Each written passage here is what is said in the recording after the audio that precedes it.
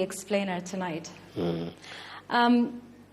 Gachagua, when we announced that we were having this interview, we received overwhelming feedback from many Kenyans, including those on social media, and many asked why we are talking to a tribalist tonight.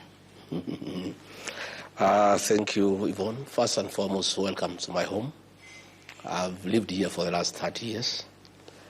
And I'm happy to have you here. In fact, it's the day I've looked forward to have an interview with you. I'm your great admirer. And when you signed my visitor's book as Yvonne, it confirms that Rigathi, the man from the village, is getting a little bit more sophisticated. Because all my life I've had Josephine, Agnes, Purity, Mercy. Yvonne is sophistication. Welcome. Narratives are created in this country. And my former boss, William Ruto, is a master of narratives. He's very good. And when he's okay with you and you are friends, he says nice things about you. When I and him were getting along, when I was assisting to be president, he had very kind words about Rigathi Gachagua, a great mobilizer, a people's man, a great strategist, a man who loves the people, a man who cares about the people issues. But the minute we fell out, he labeled me as a tribalist. And it's something that he has been preaching in every meeting so that he can justify to the people of Kenya why, after I helped to make him president, he hounded me out of office. He had to create a narrative because he had to come with something that can sell. Yvonne, the man before you is a great nationalist.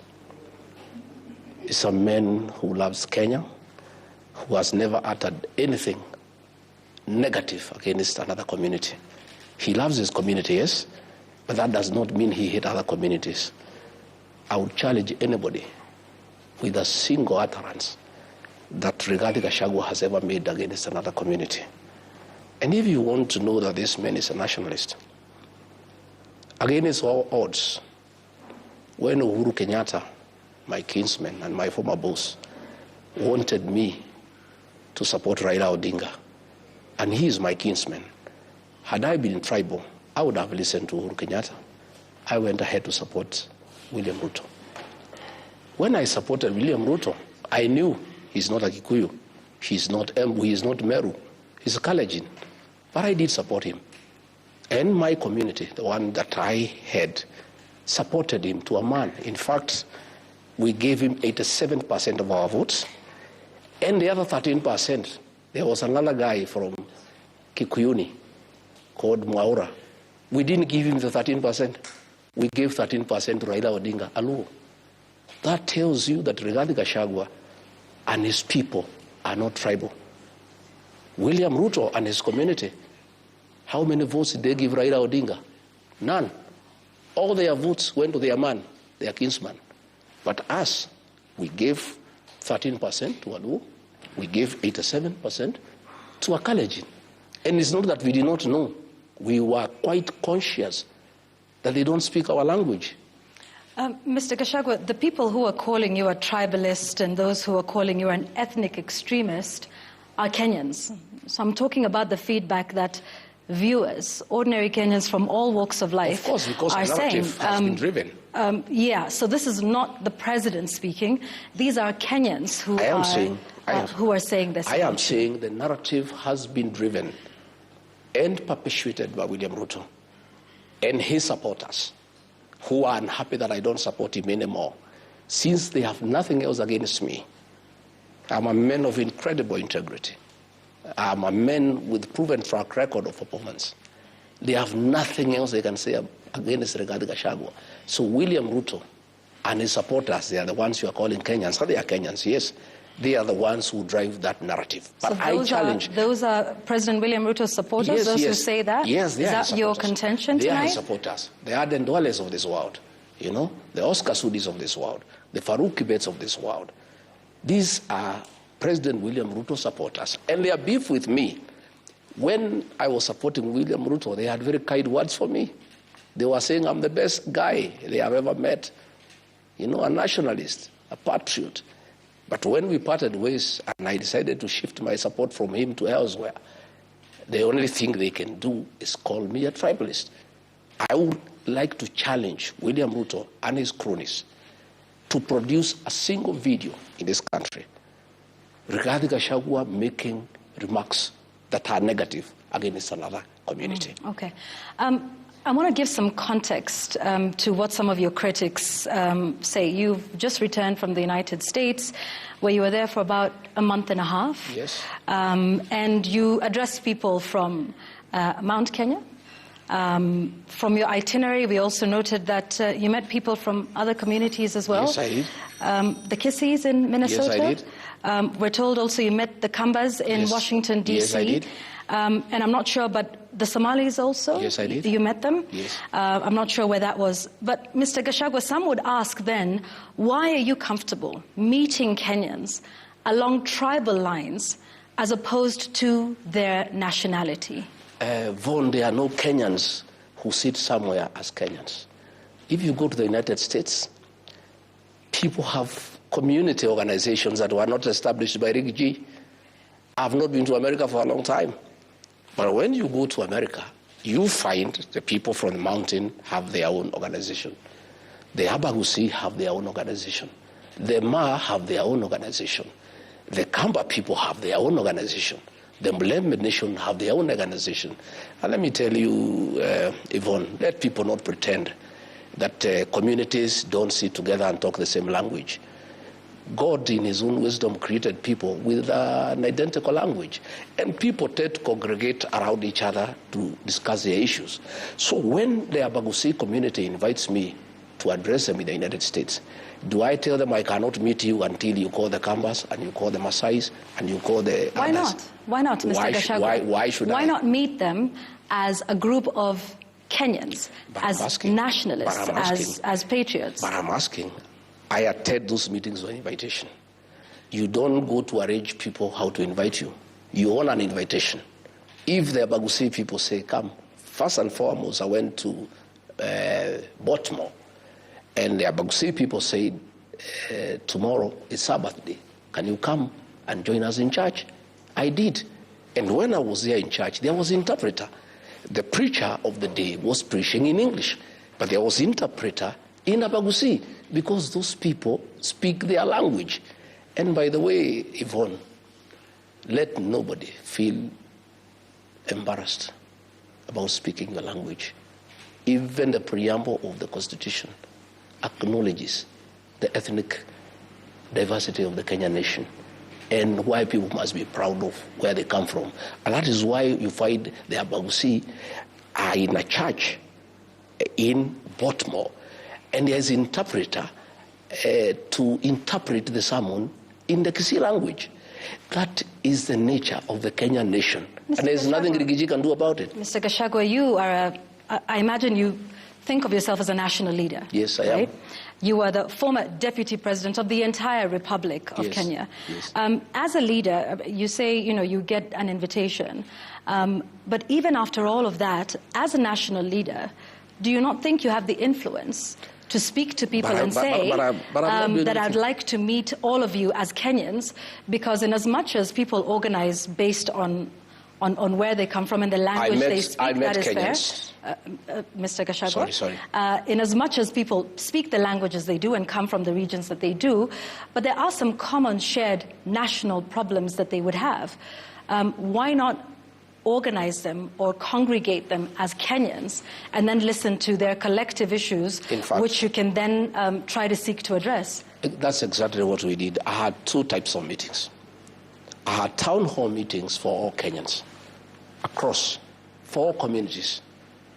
Then there were communities that invited me for meetings to discuss issues that are unique to those communities.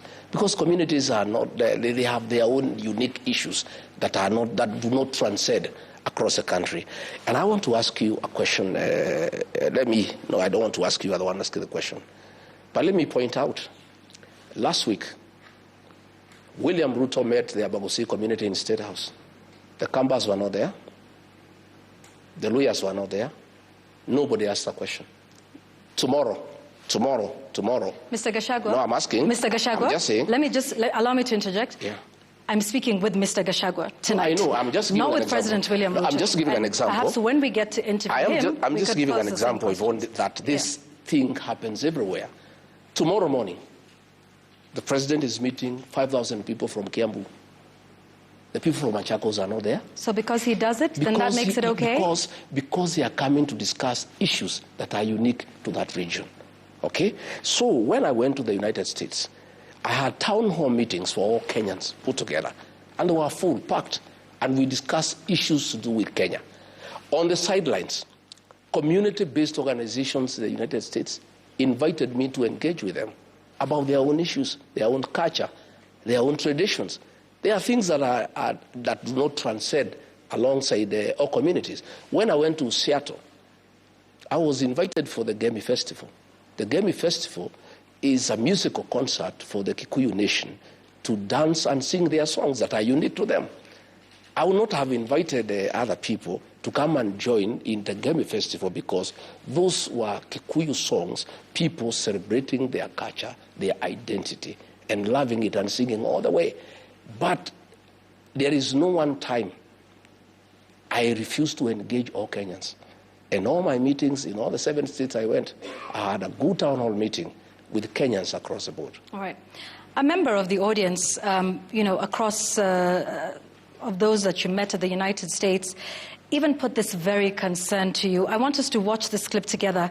One of the ladies who was in the audience said that you are positioning yourself more as a tribal chief than a national leader. Mr. Gachagua, let's watch what she had to say.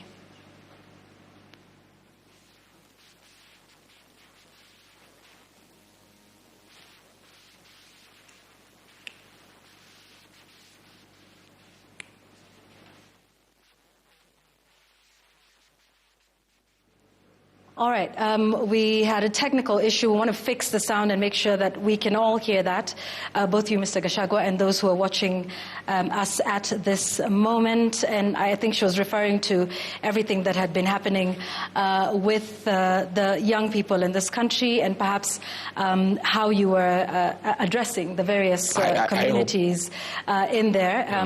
Let's see if we can get that in just a moment. So let's we'll come back to that in a moment. You also play my reply as well. Well, we're here, so we can hear your reply. No, it's also good to see what I told her. But now that, yes, we've seen that. But now that we're here, we're live with you. We will hear the response from you. Let's fix that clip and we'll come back to it in a moment. Now, you may be unapologetic about positioning yourself as a champion of regional interests. But as a person who started off as Kenya Kwanza, Kenya First, are you not concerned that you're now Mount Kenya First, Mount Kenya Kwanza? I am a Kenyan and I champion the interests of Kenyans. But I do come from somewhere. And those people are Kenyans too. And their interests are also important. And doesn't mean that because I come from there, I should not articulate their interests. I must articulate their interests because I come from there. Much as I articulate the interests of all Kenyans, the people of that region are Kenyans too. And they have their interests, like all other Kenyans. And I'm not alone. All other leaders from other regions articulate the interests of where they come from. It only becomes an issue when the region I come from has issues they want articulated. I have had the Speaker of the National Assembly. I have had the Prime Cabinet Secretary championing the interests of the Western region. I've never had somebody tell them that that is tribal. I have had Aden Duale and the people from the northern Kenya articulating the interests of the people of those regions. And it is right. There is nothing wrong. I support it myself. I've never had anybody tell them it is wrong. You know, I have had people from the Lake region talking about their issues, about the issues of fish, about the issues of how to make sense and to make money out of Lake Victoria. I've never had anybody had an issue.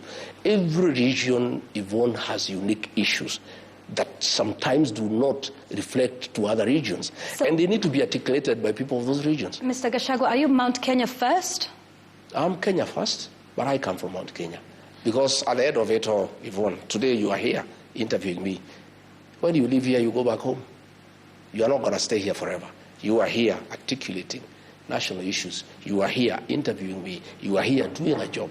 But when you finish your job, you go back home. Same with Rigathi Gachagua. I am here in Nairobi. I was in the United States articulating issues to do with this country. I'm here fighting for the interests of the Kenyan people. But on Saturday, I'll go to Amunyoro.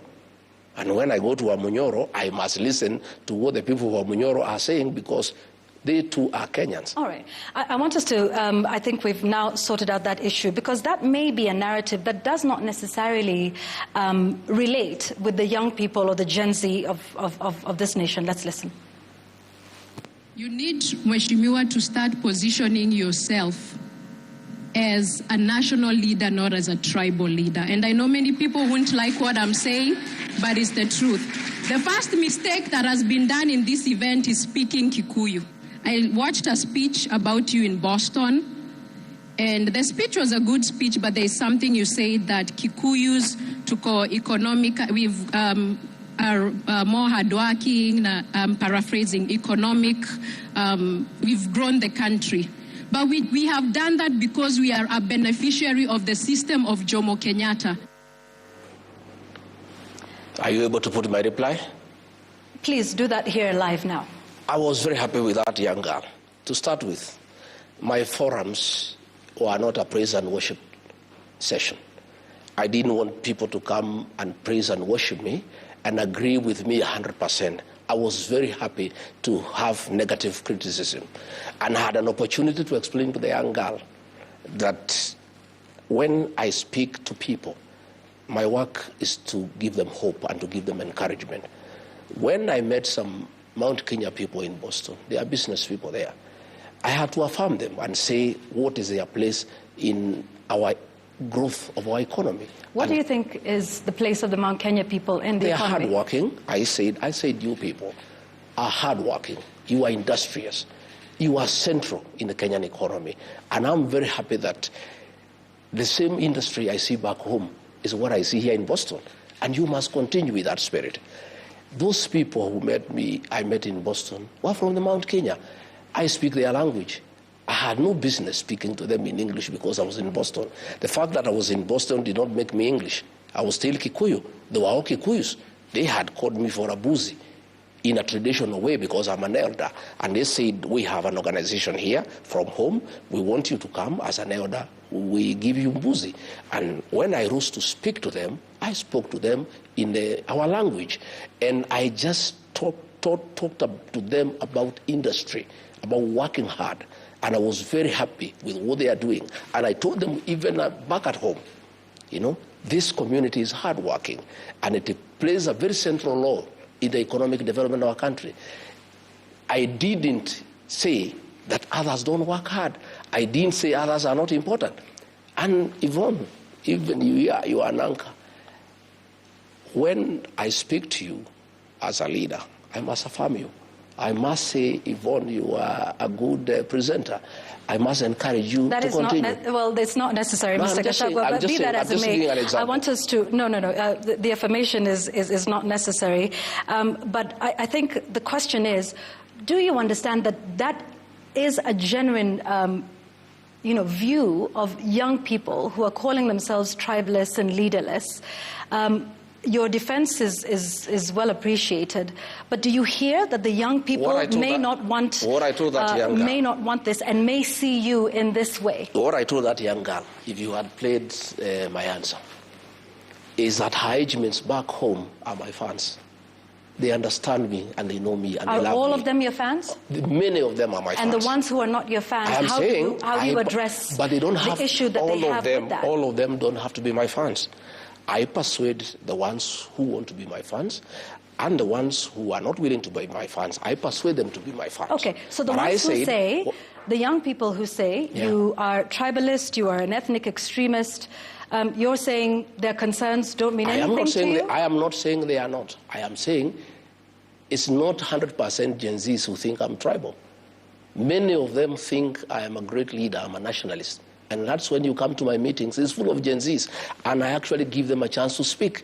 But that does not mean that girl has no right to speak. She has a right to have a contrary opinion. I'm a Democrat myself. I cannot force her to say that I'm a nationalist. If she thinks I'm not a nationalist, she's entitled to her own opinion. Right. So but I did draw her attention to the fact that Gen Z is back at home. Yeah, are my people. They are my supporters because they understand me and they know that I'm not tribal. It's only that that narrative has been driven, and her being away and not knowing what is going on here in Kenya when she's in the States, she has bought that narrative. But I did persuade her that that is not the case. Okay. So you believe the people of Mount Kenya are very central to the country's economy? All Kenyans are central to the economic development of our country. But the people of Mount Kenya, like all other Kenyans, play an important role. And you said central, because there's a difference between a central role and an important role. Not everybody can be at the center, right? I'm saying central means that they are very, very, very instrumental in business. You know, if you go wherever town you go in this country, they are there doing business with other Kenyans. And therefore they are central in that wherever town you go, if you go to Garissa, you find them there. If you go to Mombasa, you find them there. If you go to Malindi, you find them there. If you go to Loitoktok, you find there. And they live well with other Kenyans, and they do business with other Kenyans, and they are really appreciated by other Kenyans. So they do play a central role in Kenya's economic development, in that they are in every part of this country doing business. All right. It is for this reason that some of your party members felt you should be impeached as deputy president, because they felt that your shareholder narrative is too divisive for the country. And let me just remind Kenyans that in the run-up to your impeachment, you were vocal about a concept that you called shareholding in government. You explained this quite a number of times on several occasions, where you believed or seemed to believe that development follows particular voting patterns. And you were very specific about how the Kenya Kwanza government, should dole out goodies. I want us together to watch what you said about the shareholding narrative in government, and then we can seek some more understanding. Hii serikali ni kampuni na ni ya shares. Si ndio? Ni ya shares. Kuna wenye kampuni, wale wako na shares mingi, kuna wale wako na chache, kuna wale hawana. Sasa nyinyi mliinvest kwa hii kampuni ya William Ruto na Rigathi Gachagua. Sasa lazima mvune. Yule ambaye alipanda atafanya nini? Si mlipanda? Si mliamuka mapema? Mukasema mutaki kusikia mambo ya ile system na nini? Muka-invest, mukapanda, mukapalilia, mukaweka mbolea, mukamwagilia maji, wakati ya kuvuna ndio huu. Najua wengine wananikashifu ati mimi nasema ati wale walipanda wavune kwanza. Iko makosa? Iko makosa? Hata hao watavuna, lakini wangoje. Si wale walipanda ndio wavune kwanza? Wakishavuna wavune, ile tabaki kidogo, wale wakupanda waingie, watafute huko nini, ile tapatikana wachukue, wakwende. Si yuko namna hiyo? Mr. Gachagua, maybe you've never been given an opportunity. I want to do that now. Please explain to us this shareholding concept and how does it work? Even this matter has been taken out of context. Government formation is a process. And a coalition government is formed based on an agreement. I sat down with William Ruto and on behalf of the mountain people negotiated our expectation from his government. And he negotiated the votes he wanted from our region. And he did negotiate with me that he wanted 70% of our votes. And in exchange, he would give us 40% of the government. It was not written. It was a gentleman's agreement. He sat down with the people of Western Kenya. They were wiser than me. They demanded an agreement. He demanded 70% of their vote. They demanded 30% of government. He sat with Kingi from the coast, and Kingi demanded certain things that will be done when government is formed. I was simply following the honoring of that agreement, that what was promised and what was agreed on must be honored. And I was saying, we made an agreement that we are investing in this government, and this is our expectation. And Yvonne, it is not that it is anything that I was coming out from the blue. It was an agreement that was negotiated, and I was insisting that that agreement should be honored. Other people are not insisting on the honoring of that agreement. I was under a lot of pressure from the people I negotiated on their behalf, that what we agreed on should be honored. And that is when William Ruto turned against me, because he didn't want to honor what we had agreed. And luckily for me, and it's a mistake that I made that I have to live with, I didn't insist on a written agreement. It was a gentleman's agreement. Nevertheless, even a verbal agreement in law is acceptable. Sorry, just so we understand, you say you negotiated on behalf of your people. Yes. What do you negotiate for? Positions, development, roads, coffee reforms, tea reforms, guaranteed minimum return. We did economic charters with President William Ruto, 4 counties in Kenya. And for the people that I represented, because he came to me because he wanted votes from my region. That is the truth. It was not that because he just loved me or he was my friend. It was quid pro quo, Give me this, I give you this. And he said, Rigathi, I want 70% of votes from the mountain. Mm-hmm. Can you deliver that? I said, yes, I can deliver. And I delivered 87%. And I said, I expect the following. I negotiated ministries of interior, finance, agriculture, water, lands, attorney general, trade. I negotiated all those agreements, And where we started having problems is when he started taking away what we had negotiated.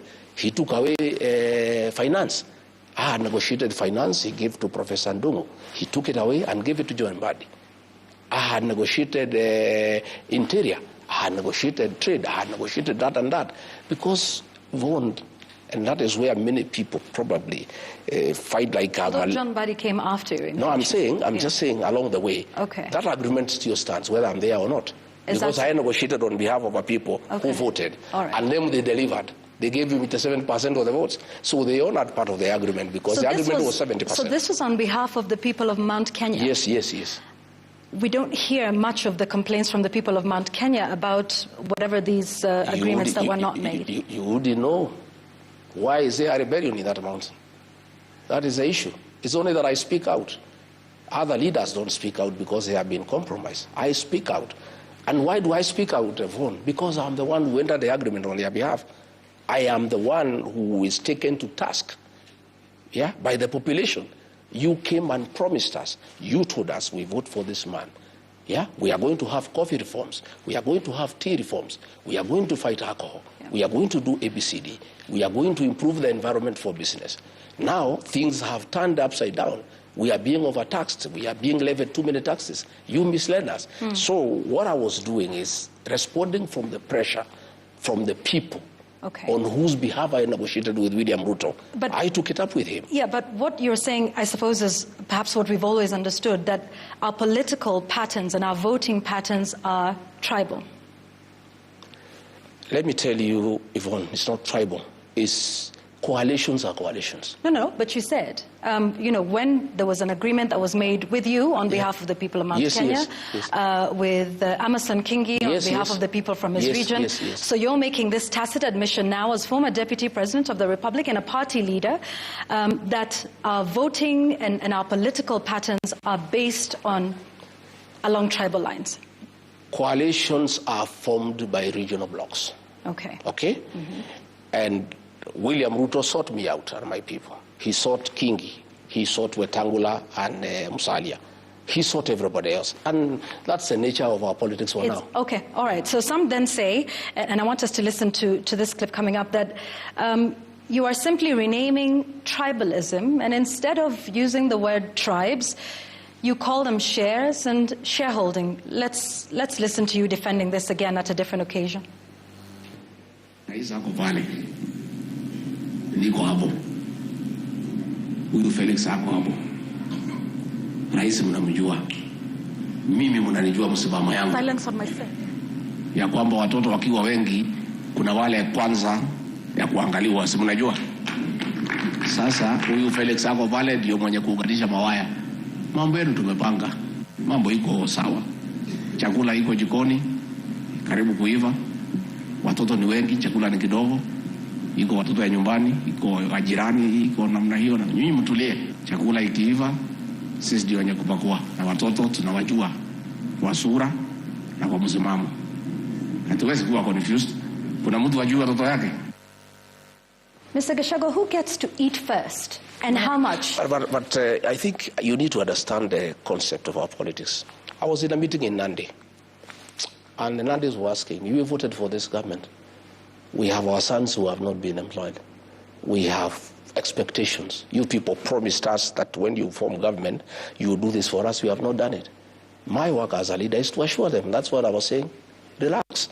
We are still working on it. We know your support. We know you by name. We know you by face. But you were creating rank. So, Mr. Gachagua, is it your belief today that the people who vote for a particular leader should be first in line for development projects, and the ones who don't vote for them do not get anything or get the scraps? I don't believe in that.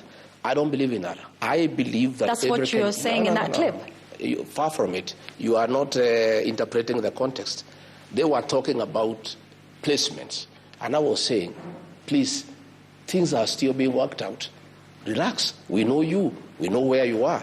So is placement based on those that vote? Not necessarily. Because it's the same thing you said. You asked for specific ministries. Those would it not be the person that is most qualified or merits that position? Or is it just basically the people that vote? It is still meritocracy. It's still meritocracy, but there is regional balance. There is a chance for every Kenyan. All right. In that regional balance, how many ministries were you going to get per your agreement? In terms of? You mentioned that there was the Ministry of Interior, the Ministry of Finance. I negotiated for 8. For 8? Yes, I negotiated, right? Yeah. In a cabinet of 22? Yes. Where would the regional balance if 8 out of the 22 come from one community? You've just talked of regional balance. I negotiated with the president because of the vote that I was bringing in. All right, okay. It was up to him to make the decision. Yeah? It was up to the both of you. Weren't you president and deputy president are the ones who sit down and craft the government? He is the appointing authority. So now you're saying it's his issue to ensure regional balance and not yours. As long as you get your 8 out of 22? It's still the same thing. When Raila Odinga came, he negotiated for 4 positions for him to support William Ruto. I'm sitting with Mr. Gachagua. No, but I am saying it is not that it is any different for anybody. It is what happens in this country. When William Ruto sought the support of Raila Odinga, he came and demanded for cabinet positions and 11 principal secretaries, and he was given for support. Even us, to give William Ruto support, we demanded certain things.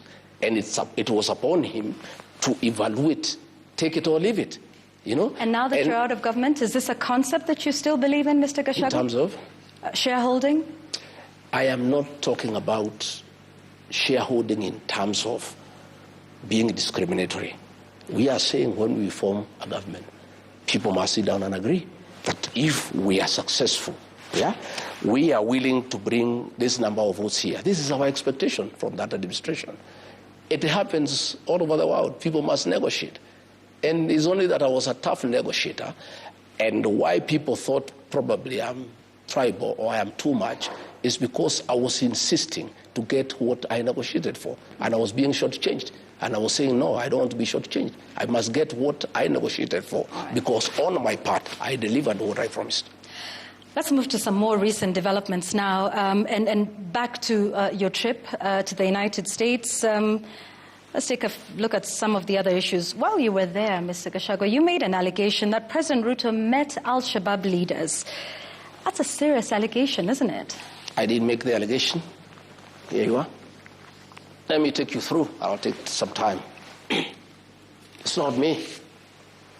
I was simply asking him to answer. Senator James Rich is the chairman of the Foreign Relations Committee in the American Senate, tabled a bill in the Senate asking that the status of Kenya as a non-NATO ally be reviewed in view of the following allegations. Relations with China, that is one. Number 2, relations with Iran. Number 3, government of Kenya and key officials of Kenya with non-state armed groups and violent extremist organizations, including the Rapid Support Forces and Al-Shabaab, participation in the Belt and Road Initiative, and then blocked persons and foreign terrorist organizations, including such individuals and entities based in southern Sudan and Somalia. Again, extrajudicial killings and abductions. I'm not the one who came with these allegations. So when these allegations came and they were in the headline, Kenya is under investigations in the Senate. This is a bill. I've given it to you. President William Ruto replied and said the Americans have a problem with him because he has opened bilateral trade with China, which is good for the country. And that is why the Americans want to review their relationship with Kenya. So when I went to the next meeting, I said, fine, you have answered about China. What about the other allegations?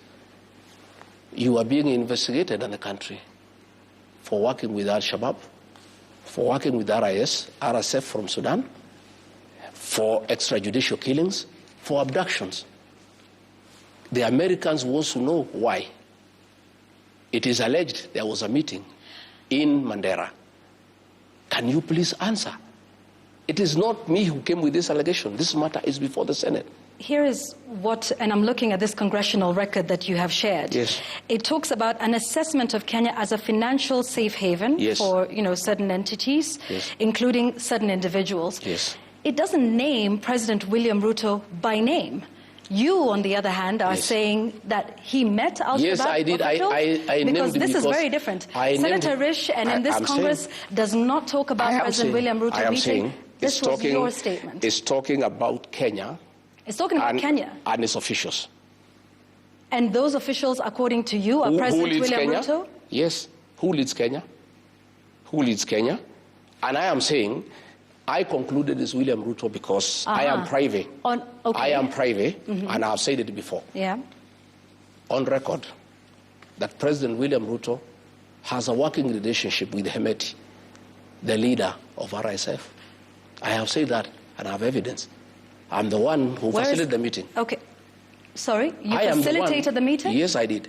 Between President William Ruto? And Hemeti, on his request. Why would you do that? Because diplomatically, a president cannot invite a deputy to come and visit him.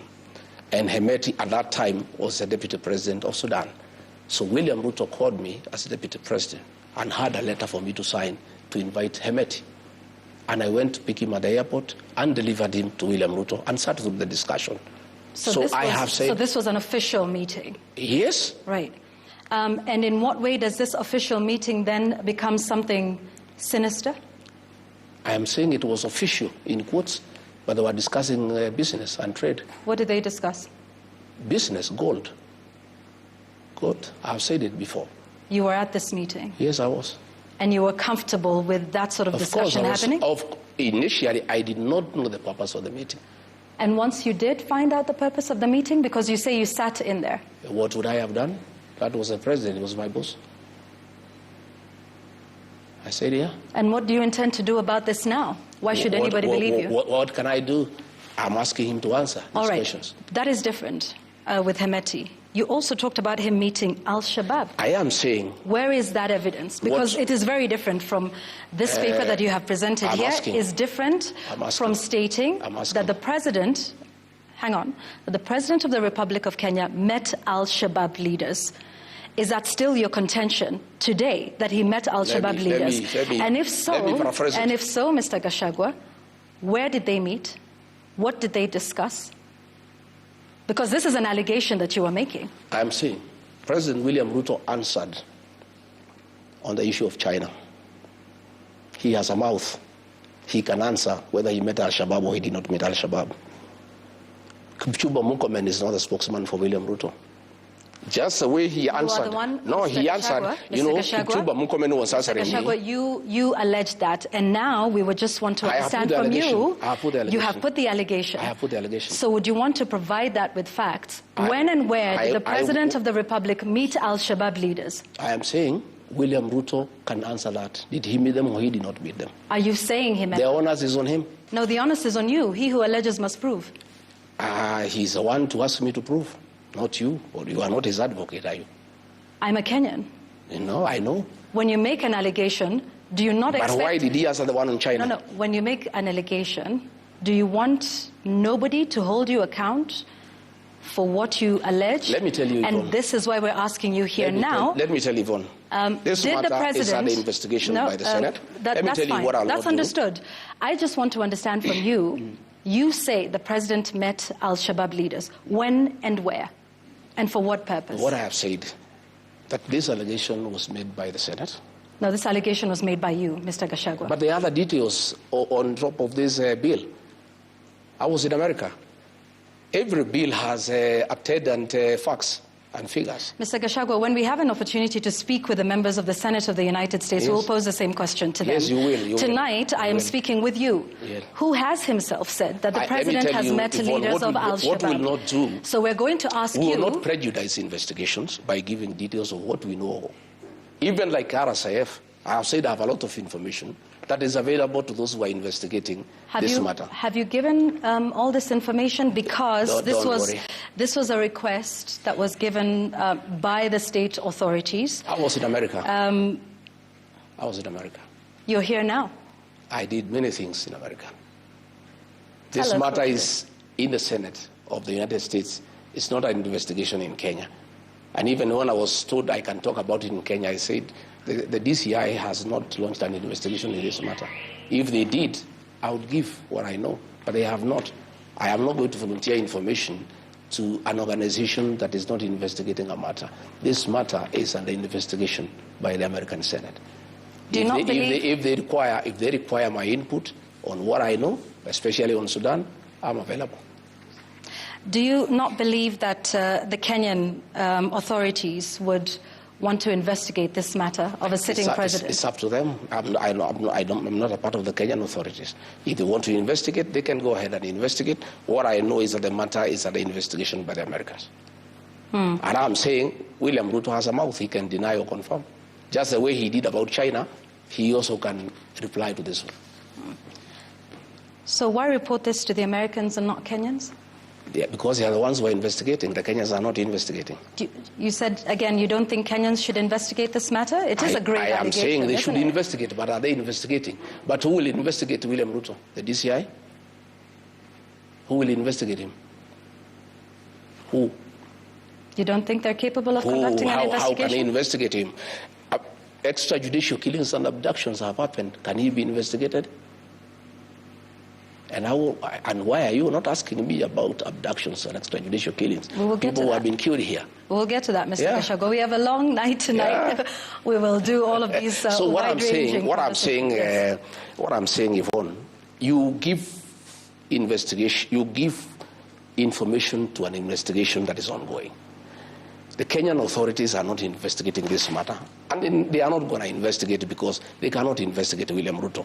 He is the appointing authority. So the matter is dead as far as Kenya is concerned. Luckily for us, the matter is under investigation in the American Senate.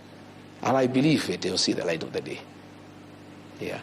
On that note, let's take a break. We have much, much more to talk about, including what's happening in the country, extrajudicials, like you say. We will have a state of the nation sort of assessment when we return here on The Explainer. Tonight, we're speaking with former Deputy President Rigathi Gachagua and party leader of DCP on a wide range of issues. Let's take a break here on The Explainer. We're back with more.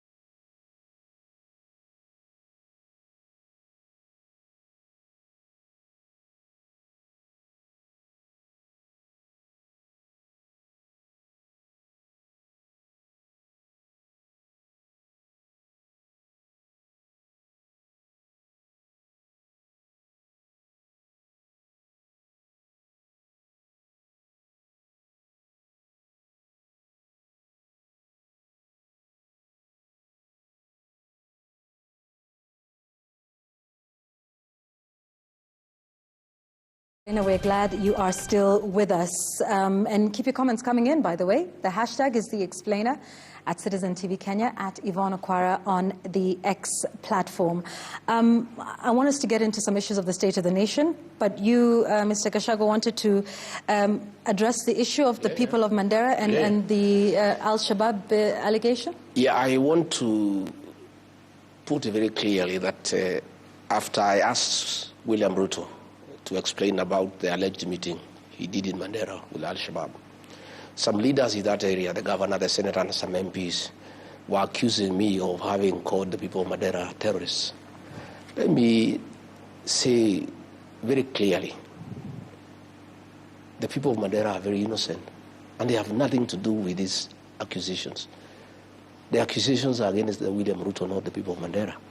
The fact that the meeting is alleged to have taken place in Mandera does not make the people of Mandera party to any such meeting. And I have seen a concerted effort to try to draw a wedge between me and the people of Mandera and the people of northeastern Kenya. And let me take this opportunity to say that I have tremendous respect for that community. Those are very honorable people. And myself, I do business with people of the Somali community. And indeed, Yvonne, one day if you want to do business, the Somali people are very good people to do business with. Their word is like a banker's check. You don't even require a written agreement. I do business with them. Where I come from in the mountain, we live with the Somali people. In fact, in a place called Nyanyuki, that is Laikipia East constituency, the Kikuyu nation there elected a Somali as member of parliament when they are only 3% of the population. Here in Kamukoji in Nairobi, the Honorable Hassan has been elected by the Mount Kenya people for more than 3 times. We have a very good working relationship with the people of northeastern Kenya, and I don't want leaders who have an issue with me as they try to defend William Ruto to drag in the people of Mandera. Okay. The people of Mandera have nothing to do with this thing. Those are good people. In fact, they have borne the brunt of attacks for many years. And even as we speak today, half of Mandela is occupied by forces from Jubaland. You know, and I would have expected these leaders over the weekend, the governor, the senator, the MPs, who are making a lot of noise about Rigathi, to have defended the people of Mandera from the incursions by forces from Jubaland, instead of castigating Rigathi Gachagua. So I wanted to clarify that the allegations we have made against William Ruto, he's not from Mandera, he's not Somali, he's not Muslim. Let nobody drag in the people of Mandera, the people of northeastern Kenya, from our issues with William Ruto. They should leave us alone with William Ruto to have our own war. Yeah. All right. Waswahili wanajuana na vilemba. Okay. You returned last Thursday. Yes. Earlier that week, your former party, UDA, and the Kenya Kwanza Alliance, and Raila Odinga's ODM had a joint parliamentary group meeting. And it was during this meeting that President William Ruto accused the houses, both houses of Parliament, of corruption. Now, having been a member of the executive yourself as deputy president, do you share the president's views of corruption at the Senate and the National Assembly? I share his views 100%, but he has no moral authority at all, absolutely none, to talk about corruption in Parliament, because he's the one who has corrupted Parliament day in, day out. William Ruto pays Parliament for anything that he wants to happen. The finance bill, he paid members of Parliament 200,000 shillings. They passed the finance bill, they were in trouble from the public, and when things backfired, he turned around and threw them under the bus. My own impeachment, the one you are trying to take me through again here, although I underwent that impeachment, I didn't think it was necessary for us to go through it, had nothing to do with gross violation of the Constitution. It had nothing to do with issues that were raised there.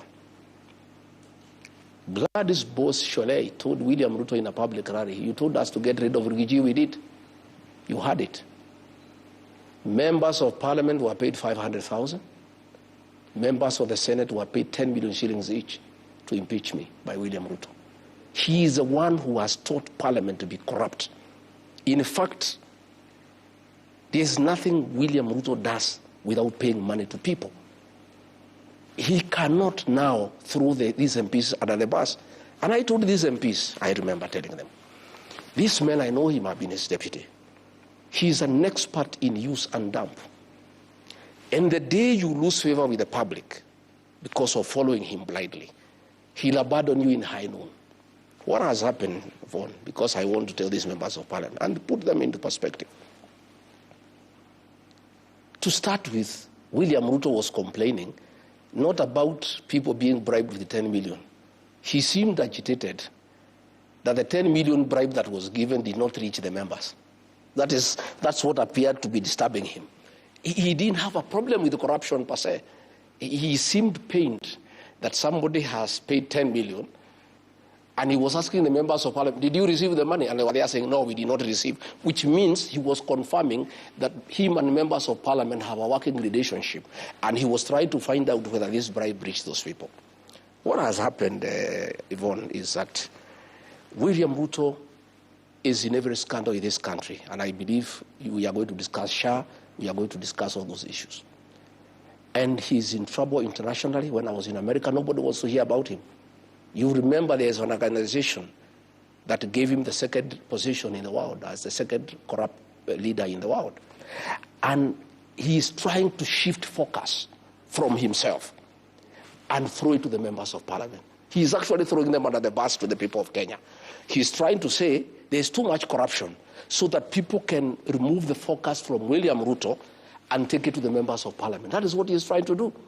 And I told these members of parliament, the minute this guy realizes that you are of no use to him and you are expendable, he'll throw you under the bus. Number two, he said he is going to form a multi-agency to deal with corruption. To start with, that is wrong because we have independent institutions to deal with corruption, EACC and the DPP.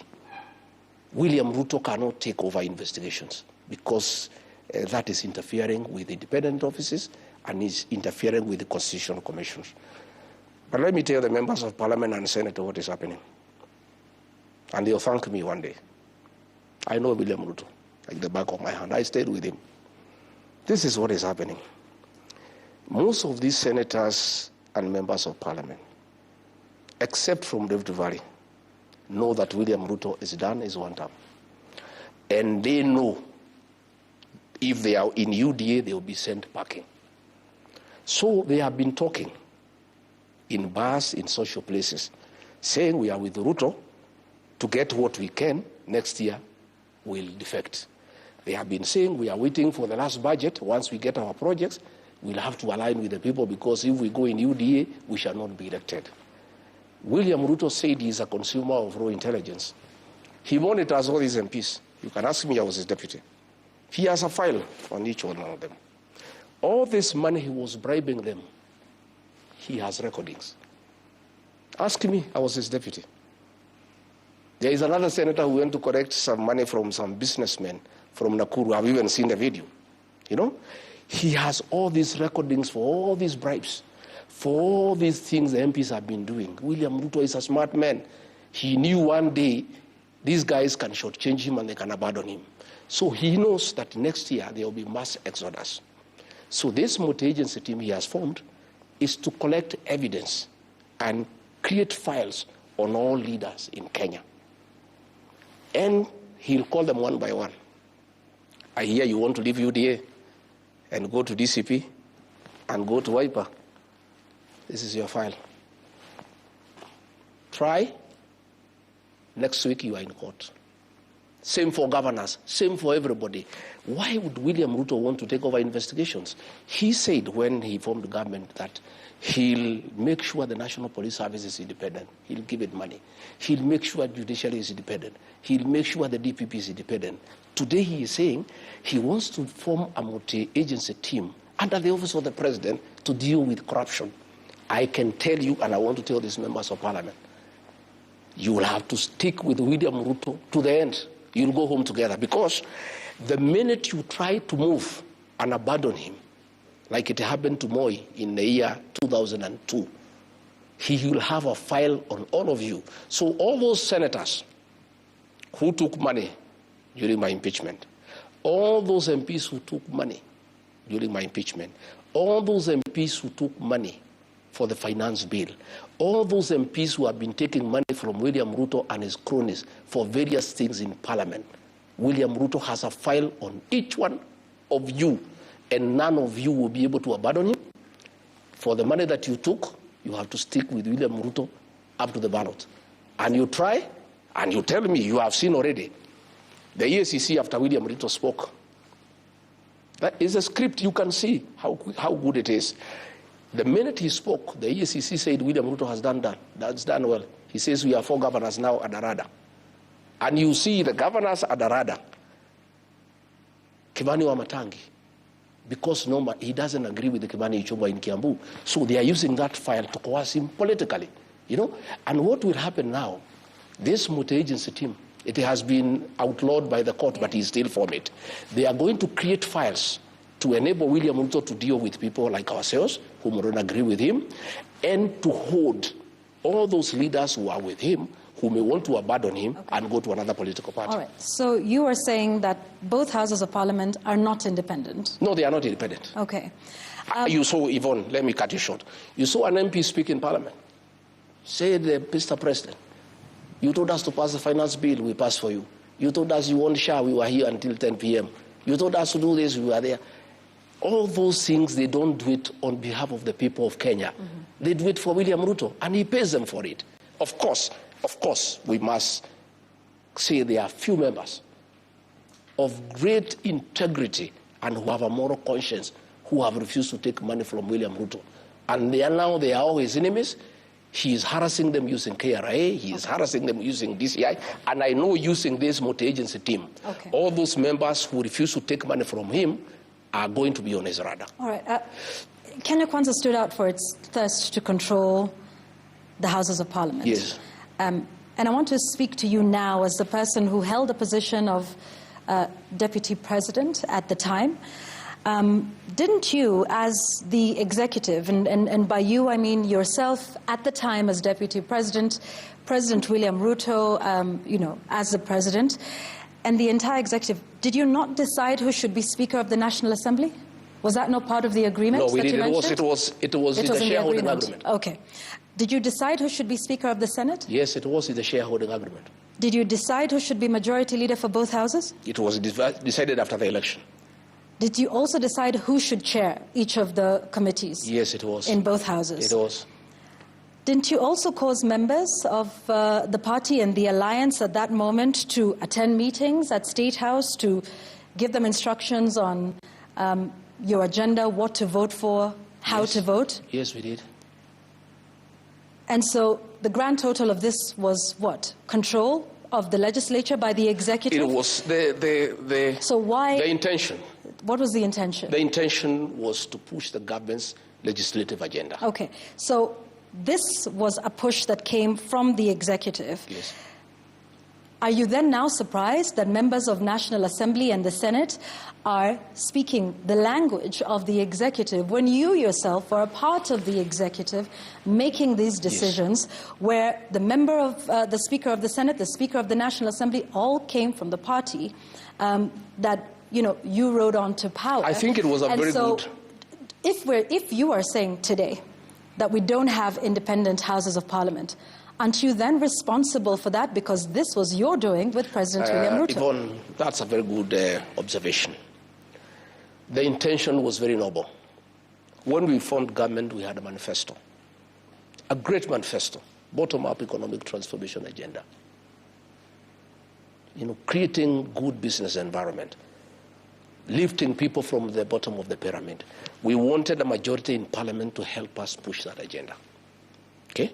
Where I differed with William Ruto is when we abandoned our agenda, our manifesto, and he started pursuing personal agenda. The housing levy was not part of our agenda of forcing people to pay taxes to build houses. All right. I want us to come back and we will go step by step and talk about the affordable housing levy for just a moment. Yes. And you talk about seeking to have a majority in the House to push government's agenda. Yes. That's all well and good. The Speaker of the Senate and the Speaker of the National Assembly, Their role is not to push government agenda. Their role is to be arbiters. Their work was to be good arbiters, right, to regulate debate, and to protect the independence of the institution. How would they do that if they were former party members and if they got those positions as part of an agreement for bringing votes to this administration? How would they be neutral? It behoves upon a speaker when he assumes that position.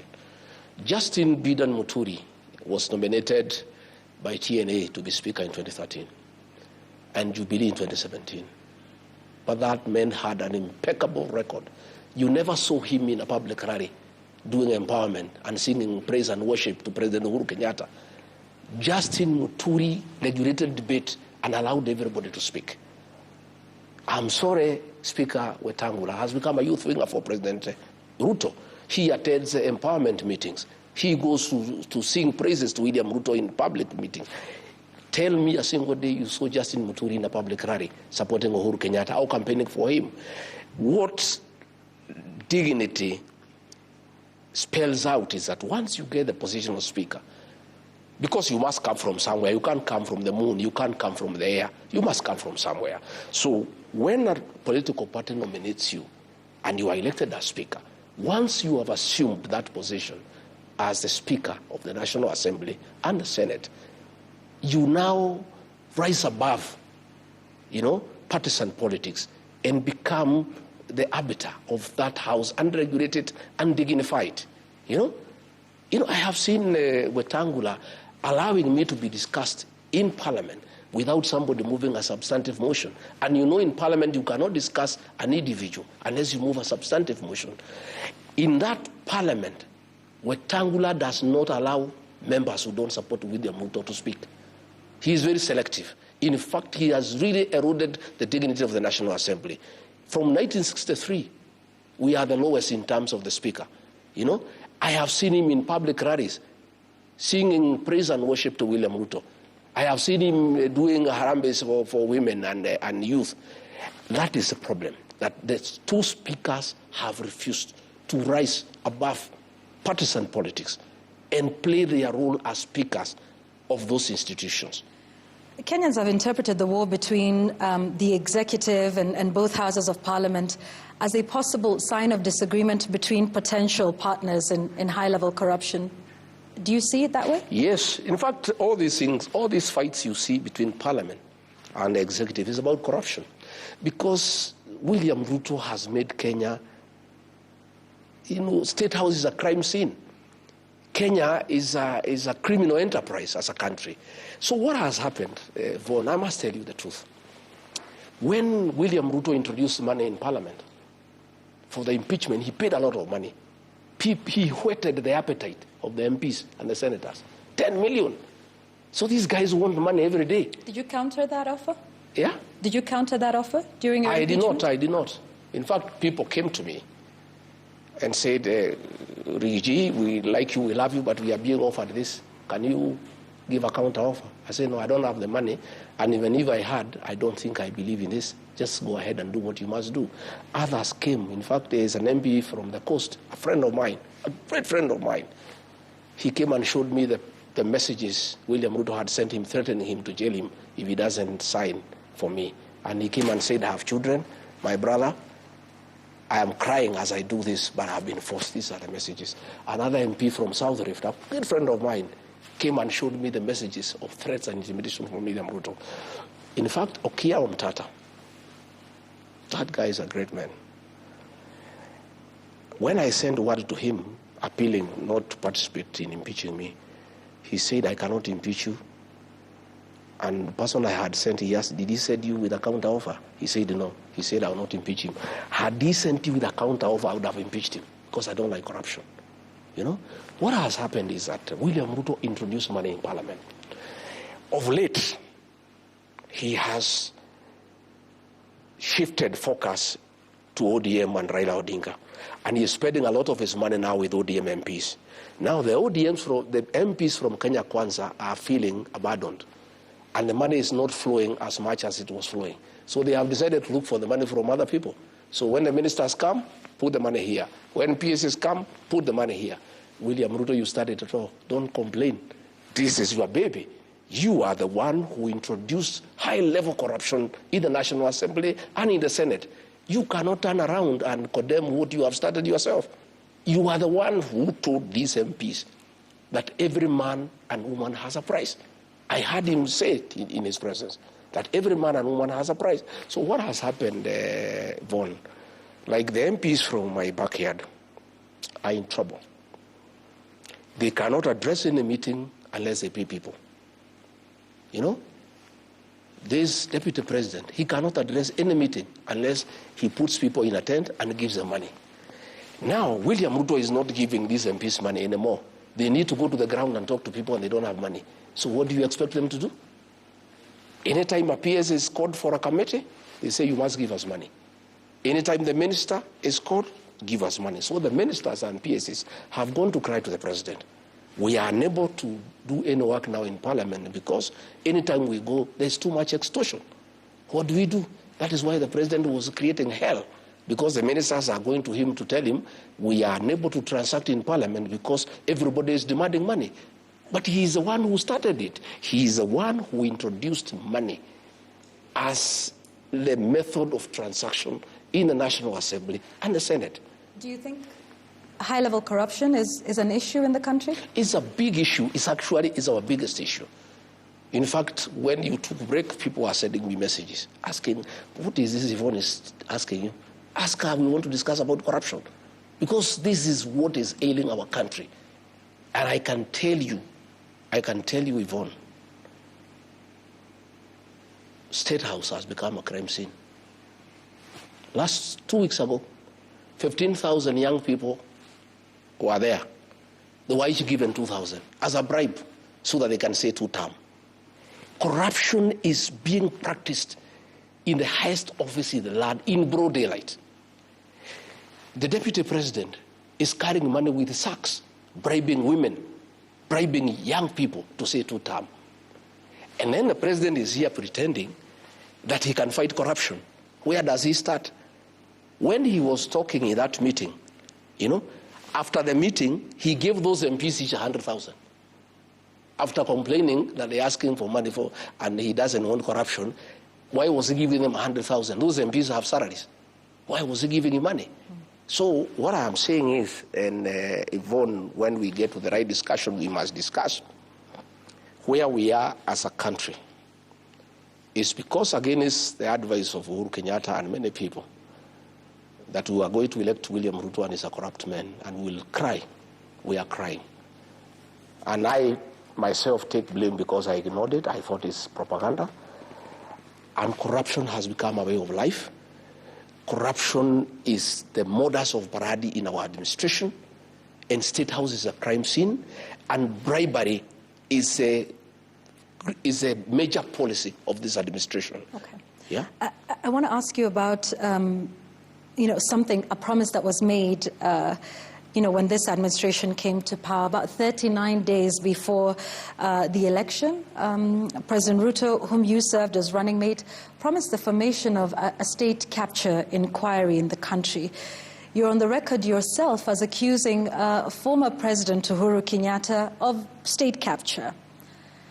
This promise was made that it would be done within the first 30 days. You were DP within those 30 days. Those 30 days lapsed, and to date, we still don't have a state capture inquiry. It will not happen. What changed yours and the president's mind on this? Once we reached State House, William Ruto was no longer the same man we knew.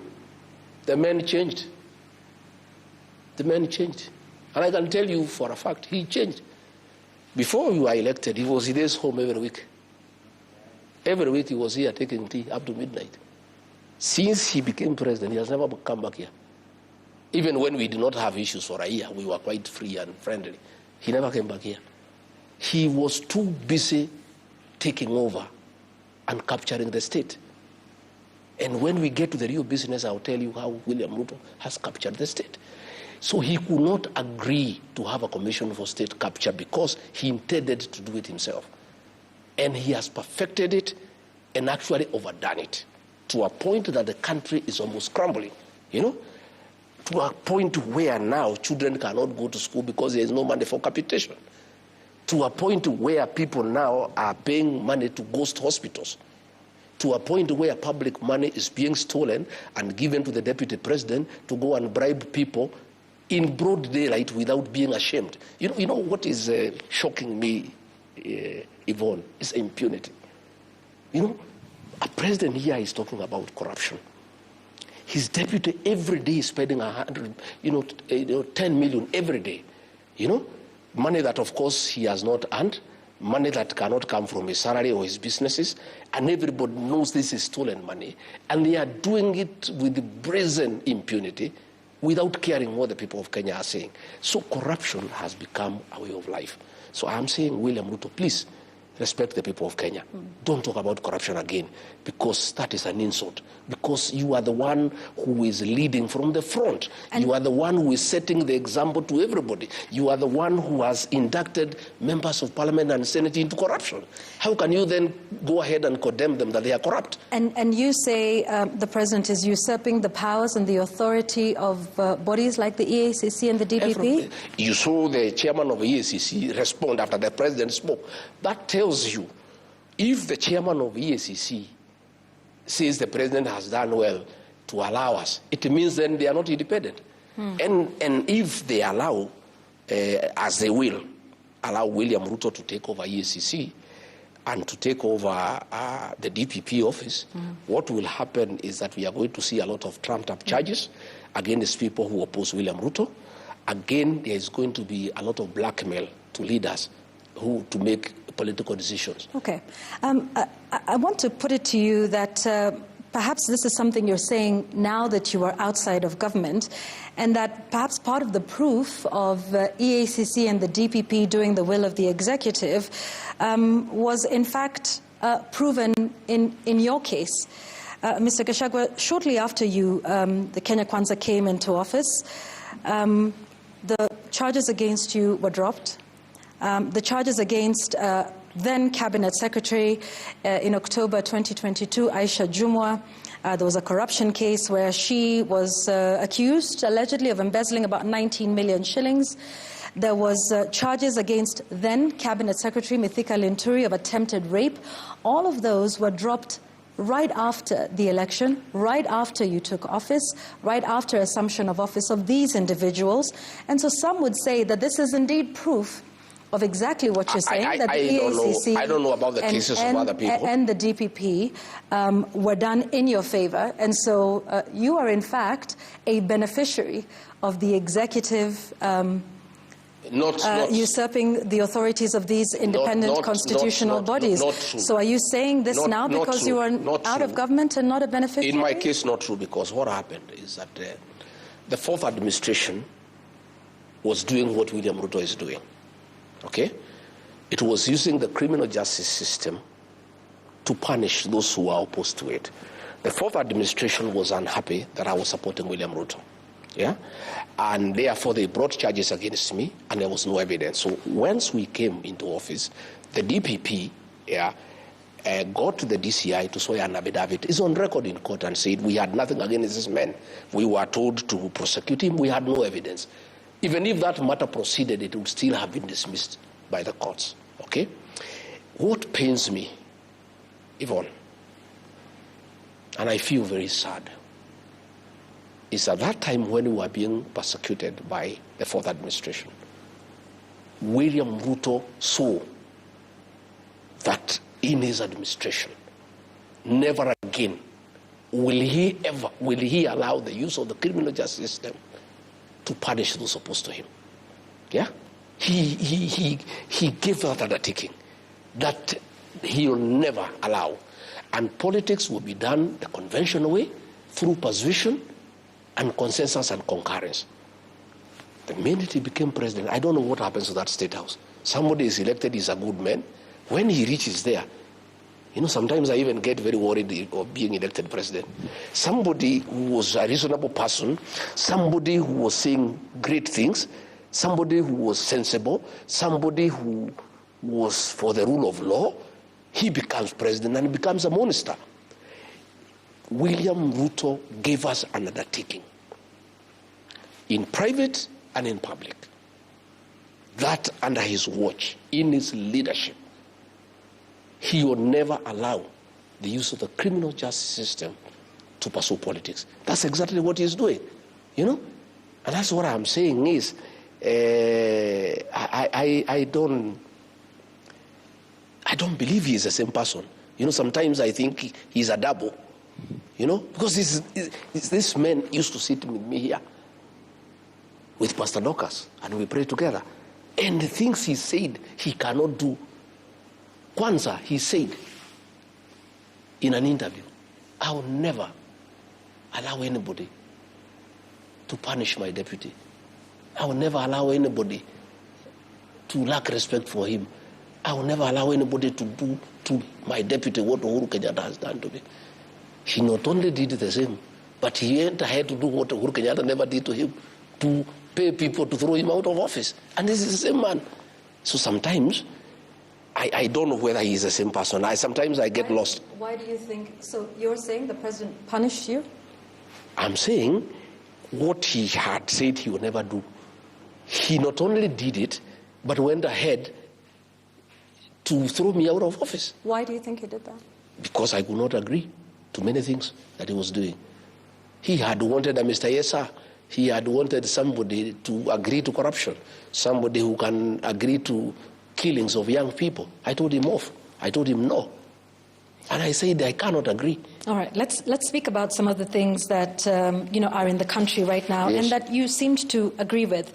The Social Health Authority, SHA, something you were a big supporter of, then, now appears to be suffering a series of scandals. At least the Ministry of Health is defending itself, is defending its record, saying there is no fraud at the Social Health Authority.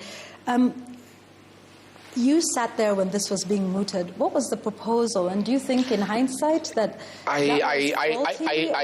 initially I supported. Yeah. What was the idea that you supported? We had committed. Yeah. We had committed in our manifesto to improve on NHIF and actually make it available to every Kenyan. And in fact, we promised to reduce the payments for ordinary people from 500 shillings to 300. We went ahead to promise that those who could not pay, who had no income at all, will be covered, by the fund without having to make any contribution. Those are the things that we did. So when we came in, we got the former CS for Roads, Kamau, to come and chair the board of NHIF. And he started on a process of how to reform it and make it better. And proposals were done, and it was agreed they needed to improve the system at a cost of about 800 million, to make NHIF more responsive, to make it more efficient, to serve the people of Kenya. William Ruto put a team of advisors at State House who are working parallel from the ministers. And they came up with this thing called SHA. Yeah?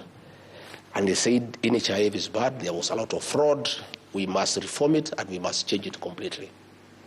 And this thing was brought and we started interrogating it. Along the way, I started getting feelers that this thing was a scheme to rip off the people of Kenya. Yeah? And they proposed that we create a new system that will cost 104 billion Kenya shillings.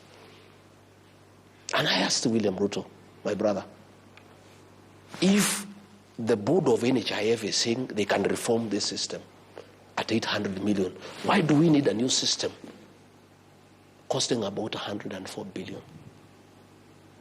He said, no, we will do it this way. This thing was forced. That's why you had an MP say, we pass SHA for you. This thing was pushed by William Ruto. This 104 billion, Yvonne, is pure theft of public funds. It's the biggest rip-off in the history of independent Kenya. This system does not exceed 1 billion shillings. 103 billion shillings had been stolen by William Ruto and company. And that is why it is him, because you had the MP saying, we passed you a SHA. Okay? And that's why he was saying when he was in Sagana, explaining why we deferred. Oh, did you ever hear Rigathi deferred the health system? Did you ever hear him defer the education system? Did you ever hear him talking about the housing program? I told him, give me a break. I cannot defend corruption. I said, Mr. President, excuse me, forgive me. I could not help you to defend Shah. This is outright theft of public funds. Now, after stealing 1.4 billion shillings from Duale and Company now, the little money people have been deducted from their salaries, the little money that people are paying for Shah, this money they are sending to non-existent hospitals and stealing it. And this is the money that is doing empowerment programs by Mr. Soprano. This is the money that William Ruto is using to bribe people in State House. Where do you think this money is coming from? I heard him asking the governor of Mandera, not governor of Mandera. He was saying there is a governor who has paid 150 million. Where did he get it from? I want to pose you the question, Mr. William Ruto. This money you are bribing people. This one you have given Soprano to bribe people. Where are you getting it from? This is money for Shah. Now Aden Duale is telling us, and abusing journalists, Yvonne, that we have shut down the hospitals. How do you shut down hospitals that do not exist? Please, these people, the impunity, the kind of contempt they have for the people of Kenya. A minister telling the people of Kenya they have discovered that money is being paid to non-existent hospitals, ghost hospitals. And his reply is that, no, we have shut down those hospitals. Where is the money? What measures has he announced today? If these hospitals were non-existent, if these hospitals were not compliant, and they have been shut because they are not compliant, has he announced how we shall recover this money? I would have expected William Ruto, the new champion of fighting corruption in Kenya, to talk about this. Instead, he's only talking about 10 million, and he's complaining it has not reached the MPs who are his friends. That is his only concern, that 10 billion was bribed, it did not reach MPs. William Ruto, why are you not speaking about this 10 billion? By today, in a country of the rule of law, Duale should be at home. You know? What and for? We are saying, what for? He should have been sacked. This is a scandal of unknown magnitude. You have seen today the website for Shah, where the records were, showing who has been paid, has been stepped down, so that you people do not interrogate these hospitals. Because what would have happened? You people are very imaginative. With the list they are showing who has been paid, you would have sent your correspondents all over the country to see whether the hospitals exist. And because they don't exist, that is why they have removed, those details from the website, so that Kenyans do not interrogate, they do not audit the theft of public funds. And then there is also the affordable housing, again, something else that you touted. In fact, you were on record as telling everybody that this is something that you should pay up. What changed along the way? Initially, when I supported this program. Yes. William Ruto is very convincing. He's a very convincing guy. And he's very deceptive. Extremely deceptive. He had convinced all of us that this housing program, affordable, was a good thing for Kenya. That it will create employment for our young people. That this program, we need slum upgrading, we need to dignify our people, blah, blah, blah. It sounded very nice. Only to realize later, it's nonsense. At what point did you make this realization? After one year. It's when I started seeing what's going on. To start with, when he forced people now to have the housing levy. Because the question people were asking me, and I went and asked him. What was the idea for you in your mind with this? Initially, we thought it's a genuine thing. Only to realize that it's about business. That William Ruto has seen a business opportunity to sell cement, to sell steel, and to sell iron sheets. Again, to partner with developers to make money. And for that program to succeed, it needed a source of money. So he had to create a housing levy so that the money is flowing. And this money has been put in Sidan Bank, a bank that he bought immediately we came into office. Okay? Sidan Bank is level 3, is tier 3. According to the central bank regulations, all money belonging to parastatals and governments must be put in Tier 1. Tier 1 is Cooperative Bank, Equity, Barclays, those big banks. But he told central bank to allow Sudan to receive money from SHA and also money from housing. So that bank has grown, from a profit of 300 million in 1 year to 1.2 billion. So I want to understand this. You're saying, so at what point did you realize SHA, according to you, wasn't the idea that you needed? The first 1 year. Housing in the first 1 year. The first 1 year of our administration is where it started becoming very clear to me that this William Ruto was not a genuine man. He had conned us, he was deceptive, and he's a businessman, and he's not interested in the country. And yet, Mr. Gachagua, you stayed and then got impeached, and it is only after your impeachment that you started to speak out about all of these things, about organizing meetings. I spoke before. So my question to you is, you say you are not a yes man, and that's why the president doesn't like you. Yes. You say you realized that, SHA and affordable housing had issues with all of these. Were you ever going to say some of these things before you were impeached? Yes. Would you have continued to serve in the administration of President William Ruto? I asked you about some of these things a little earlier. You said, well, what could I do? He was president. You could have resigned, Mr. Gachagua, if you have such great issues. I couldn't have resigned. Why not? The framers of the 2010 Constitution are very wise. Why did they want a president and a deputy elected? So that they can check each other. That's what I was doing. I was checking from inside until a point he couldn't stand it, and he decided to get rid of me. What happened? Mr. Gachagua, you are not very successful with checking him. No, I was. Let me tell you. Let me down. Well, tell us. That's why. That's why. I went to cabinet and opposed the finance bill of 2024. I did. 2023. 2024. Okay. I said no. And it was put on record. And he was mad with me. And I went in public meetings asking the MPs to listen to the ground. It was a way of checking. Because when you are deputy president and there's a finance bill, and when people ask me, what do you think about this finance bill? I say, listen to the ground. The people did not want it. I told the MPs, listen to the ground. And the president was mad with me. Finally, when it came to cabinet, I went and opposed the demolitions and evictions of Nairobi River. If you remember, it was one of the charges in the Senate against me. I opposed when I was deputy president. I did not oppose when I left office, Yvonne. I opposed when I was in office. And it was a charge of insubordinating the president because of saying no.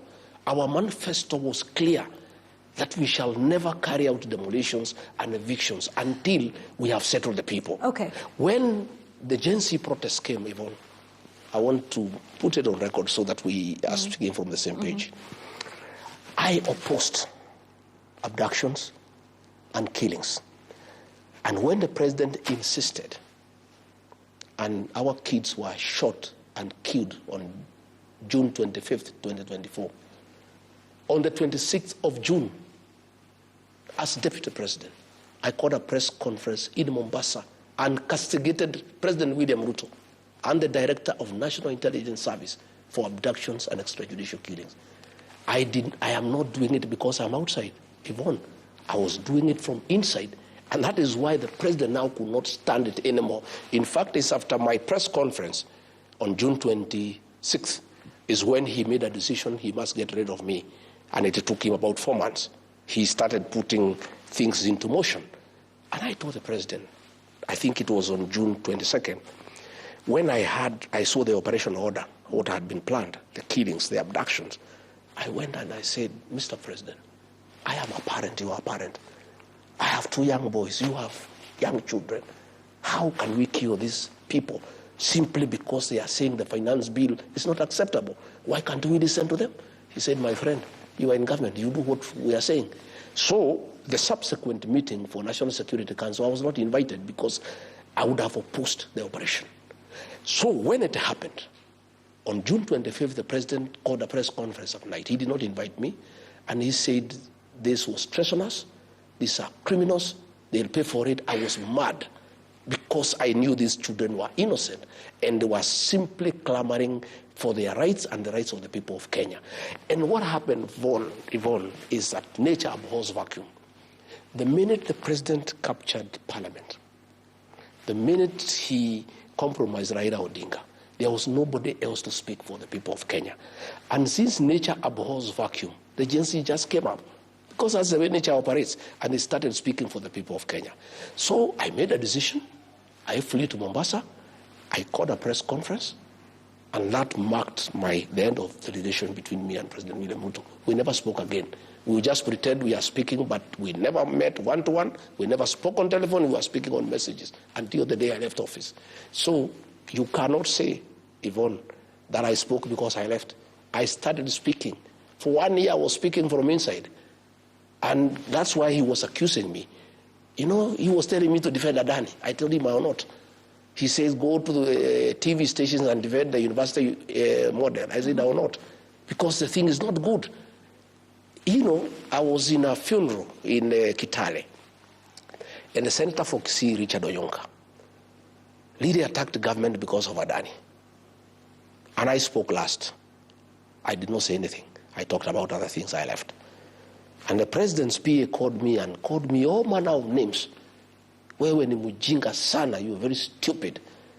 You are deputy president, you spoke last. Somebody has attacked the government and you cannot defend. What kind of a deputy are you? I said, my friend, tell the president to call me and tell him I cannot defend corruption. Adani is corruption, I will not defend. Then he said, utatuona. The rest is history. Yvonne, I am a credible man, I'm a man of honor. And I was prepared to face the consequences of standing with what is right and what is true. I want us to speak about those protests for a moment and the state of rule of law and order in the country. Since those protests, there have been the abductions, there have been the killings, and there's also now an attempt at charging some of those who are involved in the protests using terror charges in the terror charge sheet.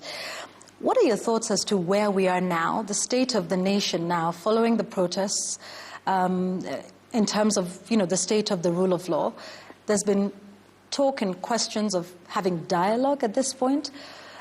What is your thought on the state of rule of law following, you know, everything we've seen with the protests in the country, and what the way forward or the way out of that impasse looks like? Yvonne, I saw the president gazetting Katiba Day, you know, and I was flabbergasted as to how foolish William Ruto think the people of Kenya are. Katiba Day? He has violated the Constitution from the first chapter to the last one. Freedoms in the Bill of Rights have been taken away from the people of Kenya. These young people who were abducted, they were within their constitutional right to question government. Yet, and I have said many times, when the Gen Z started becoming very vocal, the president authorized the formation of a killer squad of 101 officers from the administration police who were seconded to the National Intelligence Service and given very high-skilled training in abductions, killings, and cover-up. And that is a squad that has caused havoc in this country. And it works under the National Intelligence Service. It was authorized by William Ruto. That is a squad that is responsible for gross violation of human rights. And what is sad, Yvonne, and this matter was raised with me in America, and I heard Akina Wetangula saying I went to talk bad about my country. I never talked bad about my country. I love my country. Kenya is a great country, and I told the people in America as much. But we have poor leadership. We have bad leaders. What is shocking, Yvonne, is after all this, a president who is elected by the people, a country with a constitution, a country that has a very strong Bill of Rights, can publicly issue orders for people to be shot in the leg and then taken to the hospital on their way to jail. It's a level of impunity. And I'm very happy that in the bill in the Senate in America, that issue has been raised. abductions and extrajudicial killings. Yeah? So what is happening again when we had the last protest and Sabasaba? The state took over the protest and sent criminal goons to beat people, burn and torch property, and stage manage attack of police stations and courts. It was done by police. And then arrested innocent young people and charged them with terrorism. You know, that court in Kahawa is a specialized court to deal with terrorism, a very serious crime that needs to protect our territorial integrity and make sure that the country is safe. But to make sure that these young people are intimidated and they have no voice and they will never again hold the government to account, they are charged with the terrorism. So as we speak, we are at the lowest in terms of violation of human rights. And that's where the Americans are having a great problem with us. And we have never reached where we are. And the situation is coming from bad to us. And it is laughable that the president, ahead of his address to the United Nations, he's going there to the United Nations General Assembly. He is trying to appease the international community because there is a lot of concern about extrajudicial killings and abductions. He is trying to hoodwink the international community by ordering Professor Makau Mutua to set up a team to compensate victims of extrajudicial killings and abductions. That team has been formally constituted today. Yeah. What do you think of the role of that, compensating victims of protests, I think and dating good. as far back? I think it is good. I think we accept it's good to compensate people. But that should be the tail end. Yeah? We welcome compensation. But let's be decent. Let's not try to hoodwink the international community. Before you compensate victims, you must first accept that there were extrajudicial killings. The president should call a press conference and say, hey, my fellow Kenyans, I accept that there were extrajudicial killings and abductions. And this is wrong, and I apologize to the people of Kenya. And I say pole to the families and the people of Kenya. Number two, I have ordered the disbandment of the killer squad of 101 officers who have been abducting young children and killing Kenyans. Number three, I give an undertaking to the people of Kenya that under my presidency, never again shall we have abductions and extrajudicial killings. Number four, all those officers responsible for killing our young people and abducting them will be prosecuted. Finally, sad as it is, I accept that parents have suffered and they require some compensation. I therefore order a mechanism be put in place to compensate those families. And Yvonne, government cannot compensate people it has killed. We must give it to another neutral body, like the Kenya National Human Rights Commission. Because what is happening is we have a petition before the ICC. If government identifies these victims, then we will not have witness protection. These victims will not be able to give evidence against William Ruto and the government. So this is a scheme to get to know who are the possible and potential witnesses for cases of crimes against humanity that we are taking to The Hague. So we are saying, if William Ruto is genuine, he must do what I've told you. He must first call a press conference and own up to the killings and the abductions. All right, before Two, Yvonne, he must disband that killer squad that has been doing it. Okay. And then he must de-gazette that team, pass this responsibility and the funds to the Kenya National Human Rights Commission, which is neutral. Because how do you get people who killed your child are the same people who are coming to compensate you? Even in terms of the way you relate. You know, the same person who shot your child is the one saying, oh, Mama, I'm sorry we killed your son, Yeah? Here is 100,000 to compensate you. How does it work?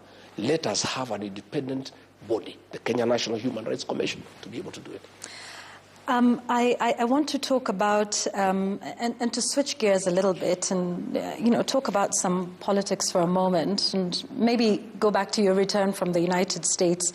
You've been having the, what you call united opposition. Mm-hmm. We didn't see your colleagues at the airport to welcome you back. They were not supposed to come. Okay. This was, I was just coming home. Mm-hmm. And I think when Kipchumba Murkomen threatened to arrest me, my supporters decided to come to the airport to make sure that I'm safe. Mm. It was a family affair. Of course, the government organized to attack me, and those were policemen in civilian, accompanied with guns. They actually wanted to kill me at Pipeline. They took a big boulder and dropped it on my car.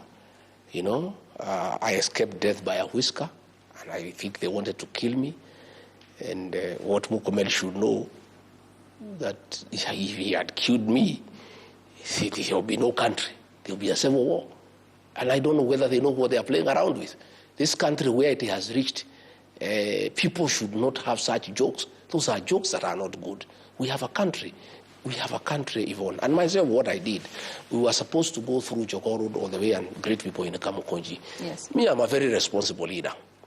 When I assessed the situation, and I realized that a lot of force had been mobilized, policemen in civilians with guns, accompanied by goons with knives and pangas and rocks, and a civilian aircraft with policemen was hovering in the air and coordinating with the civilian officers on the ground, giving them our movement. Like I wanted to pass through express highway. The police blocked me so that I go to where the trap had been set.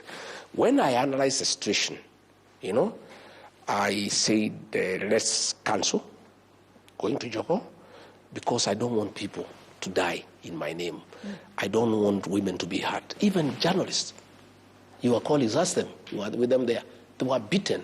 Their cameras were taken. The money was taken from them. They were threatened with the knives.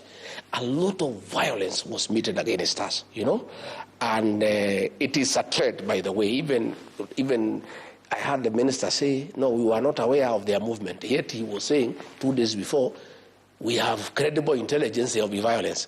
Of course, he had credible intelligence, there will be violence because they are the ones who are organizing the violence. He was predicting the same violence that he is organizing. So what I'm saying is, when I was away, they were trying to say when Rigathi is out of the country is peaceful. But my team went to Murang'a. They were attacked by police with guns and guns. Again, they went to Gilgil. They were attacked by police and gangs. They went to Subukia. The violence that we have seen against DCP and myself is being carried out by the state. And I must say today, because it's important, I cannot report William Ruto to the police because they are under him.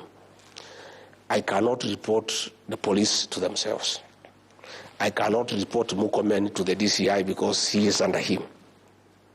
So in the situation that I face with my members, I can only report them to the people of Kenya.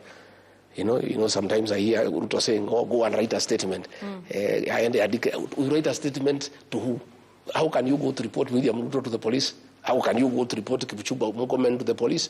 You can only, what I can do in my position is just tell the people of Kenya what is happening. The National Police Service is independent? It's not independent it's because not, how can it be independent when Murkomen is telling them shoot to kill?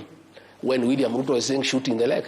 They are just pretending that they are independent. They are not. That guy called Douglas Kaja, he is from my home. And I told him the other day, you are a potential customer of ICC. Remember what happened to General Ali. William Ruto and Kipchumba Murkomen will use you. What is happening? I told him, Kaja, he's from my village. One of these days, you'll be in ICC. I want to tell these county commanders in Nairobi and elsewhere that we have set up a team to document all these violent activities. We have, like now what happened in Nairobi, we have documented it. The county commander, Nairobi, the sub-county commander, Embakasi, when we form government, they'll have to answer. Because why are they allowing police and goons to attack people? The county commander Muranga, the sub-county commander Kegumo, the sub-county commander Gilgil, Subukia, we are documenting all these excesses. When this administration goes, and it will go, I want to assure you, there's a new administration. You will be held to account. So, and what happened in Central Police Station is a living example and testimony. The DIG Langat told people to torture Albert Ojwang. DIG has been absolved from blame. He's going back to work this week. The OCS, Central Police Station, the sergeant on duty, the corporal on duty are facing murder charges. I want to use this opportunity tonight to talk to our police officers. I want to talk to you as a father, as a leader in this country. Please stop being misused by William Ruto and Murkomen to do unlawful things because you'll answer. I want to ask our policemen to always be guided by 4 documents in the pursuit, in the course of their duty. The Constitution of Kenya 2010, the Penal Code, Chapter 6.3, the Criminal Procedure Code, Cap 7.5, and the Evidence Act, Cap 8.0. With those 4 documents, you can hold your ground. And even if your senior tells you to do something that is not covered by those 4 documents, you can stand your ground. Okay. But I want to say, if the government has decided to stop the one-term movement, they want to assassinate Rigathi Gachagua by using police in civilians and then blame it on goons, because I can see the pattern. What they have done, Yvonne, if you allow me, I've been attacked now 7 times. In November 2024, I was attacked by goons covered by police in Limuru. Up to today, nobody has ever been arrested. On 28th December, I was attacked by a police officer in Shamata. Nobody has ever been arrested. On 6th April, I was attacked by goons and police in the Mweki, inside a PCA church. Nobody has ever been arrested. You know? Another day, I was attacked somewhere else. Now, I was attacked at the airport.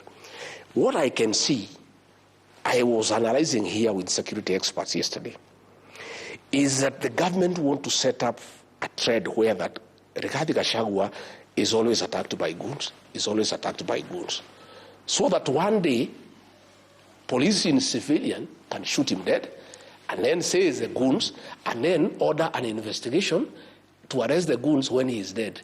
What I want to tell them is, and I want to be very cautious, I want to say, it's important I say, because I have seen the trend of what is happening.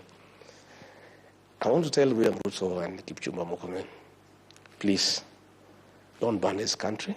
This is our country, we have no other. Okay. Let us be careful. Don't do stupid things. Okay. Yeah? Thinking that you are stopping the one-term movement, yeah? And create some more in this country. Please All right. don't. We will also talk about that one-term movement in a moment. But, you know, there was something you said a little earlier, that when we form government, you were giving a message to the police. Let's talk about that now. In the United Kenya opposition, some of your supporters have been saying that of all the aspirants, you are best placed to run for president. Mr. Gachagua, can you confirm to us tonight if this is something that you are doing? Are you interested in running for president of the Republic of Kenya? What a question, Yvonne. Am I interested? Why not? I am a candidate to be president of the Republic of Kenya. I am qualified. I have support. I am looking for more support. And I'll be on the ballot as a candidate for president. Let's talk about you being on the ballot. How will that happen with your impeachment? What do you mean? William Ruto, Uhuru Kenyatta had charges against him, crimes against humanity. In The Hague, he was elected as president. They were not convicted. They were facing charges at the ICC. Nobody has been convicted. Do you think that's a fair comparison? The charges they were facing at the ICC. What the Constitution of Kenya says. what the Constitution of Kenya says. What I just want to tell you what yeah, for a moment. Can I ask the question? Okay. Okay. Do you think it's a fair comparison that they were facing charges at the ICC, facing charges? You, on the other hand, based on the laws of this country, faced charges at the Senate and were found guilty of some, not all, but enough to impeach you as deputy president. John Weluke, the MP for Sirisia, was convicted and jailed for 74 years, okay, before the elections. Okay? He filed an appeal before the High Court. When the elections came, the law is very clear that the Constitution guarantees your right to fight for elective office, even if you have been convicted, if you have not exhausted the remedies available in law. Okay? Rigathi Gachagua has a matter before the High Court. It has not even been heard. It needs to go to the High Court, Court of Appeal, the Supreme Court, until the Supreme Court says Rigathi Gachagua was impeached properly. And if that happens, if the Supreme Court, I'm saying if the Supreme, and that's what I'm saying. If it says yes, if you go all the way, that's what I'm saying. And the Supreme Court says upholds your impeachment. If it does, yes. If the Supreme Court opposes my impeachment, then I cannot run. Okay. It has not. The High Court has not. The Court of Appeal has not. Until that has happened, Rigathi Gachagua remains free to fight for office. And I don't want to discuss matters before court, but even the judges would take judicial notice of what is going on and how this guy called Rigathi was impeached. You know, the things are there. I don't want. That's what I'm saying. Because I don't want us to. But you see, you are the one. You are the one who brought things that were before the Senate. Here, those speeches were before the Senate. No. I was tried on the same issue, so you are trying me the second time. No. Those speeches were not as a result of the Senate. They were as a result of what you had said before. They were there. They were at the Senate. You were trying me a second time. Was I trying you a second time? Because you were asking me to make comments on matters I've already made comments before. No, we're holding you to account for statements that you make, Mr. Rigathi. Before I exhaust all the remedies available to me by law, and you know the law is very good. It gives somebody enough remedies so that you get fairness. Fairness, let me tell you what they say in law. They say it is okay for a guilty person to be freed, but it's unacceptable for an innocent man to be jailed. And we shall wait to see what the court say about that. That's why there are four mechanisms. Okay, I want us to leave it at that. Yes. And we wait to see what happens in the court of law and how far you take the process. But I want to hear your views on your other colleagues in the United Opposition who've also expressed interest in the top seat. What are your thoughts on Kalonzo Musyoka, the party leader of Wiper Democratic? He is a good man. He's a good leader. Then he has the capacity to lead this country. Yeah. If I'm not chosen to be the flag bearer for whatever reason, I would have no issue, absolutely none, in supporting him to be president. What of Ms. Martha Karua? Same. Kalonzo Musyoka, Martha Karua, Fred Matiang'i, Eugene Wamalwa are all competent and capable leaders who can give good leadership to this country. And when we agree, because we have agreed that along the way, all the contenders will have to sit down and agree on one to be our flag bearer. I pray and hope that I'll be one, because I think I have the drive and the strategies and the numbers. And knowing William Ruto, because I know him well, I think I'm the guy who is best suited to take this guy home. Is unity possible? So in case, is unity possible? It's not. Or will we see everyone pulling in their own direction? It's a must. We have no choice. The people of Kenya have told us, in no uncertain term, they don't care who. They want one candidate to face William Ruto. We have a responsibility to restore this country. We have a responsibility to bring an end to extrajudicial killings and abductions. We have a responsibility to bring an end to corruption and misappropriation of public funds. And that can only happen when William Ruto is one term. And for that to happen, we need to produce one candidate to face him. Kenyans will not forgive any one of us, any one of us, who plays around with that unity. And I can tell you, all of us have committed, yeah, and I will be persuading my colleagues that we publicly sign a pact with the people of Kenya, committing that all of us, each one of us will support whoever is picked, and none of us will go astray. So that whoever goes astray, yeah, will be a traitor to the Kenyan cause. So there will be unity, there will be one candidate, and I believe and I trust that candidate is the man seated opposite you tonight. Let's talk about that election that would, the general election in 2027. We now have a fully constituted Independent Electoral Boundaries Commission. What are your thoughts around the commission? Are you confident that they have the capability and the capacity to run a free and fair process? And we'll come back and talk about the by-elections in a moment, but I just want your first thoughts on the commission, the new commission. I am not very happy with the way it was picked, but nevertheless, it's in place. What weren't you happy with? Because there wasn't, I could see there was some consultation between Raila Odinga and William Ruto, who were on the same side, and therefore there was no concurrence with other people. But be as it may, the way I understand the Kenyan politics, and by the way, I'm a student of political science, and I've been around for a while in all these elections. I did my vast voting, I think, in 1979, and I participated in all these elections. And when electoral laws were changed such that votes are counted at the polling station, and the ruling by the Supreme Court in 2013 that polling station results are final, it made rigging of elections next to impossible. I want to assure the people of Kenya that nobody can steal our elections. And all we ask the IBC commissioners is to fast track and hasten voter registration and do good preparation for the general election and make sure that they make all the materials available and they put all the logistics that are required into place. And that is their role. The rest they leave it to Kenyans. Kenyans will wake up early and they will make a decisive decision. And I don't think anybody will interfere with the will of the people. All right. Before the general election, there are some by-elections that are coming up. Is DCP planning to field candidates? Yeah.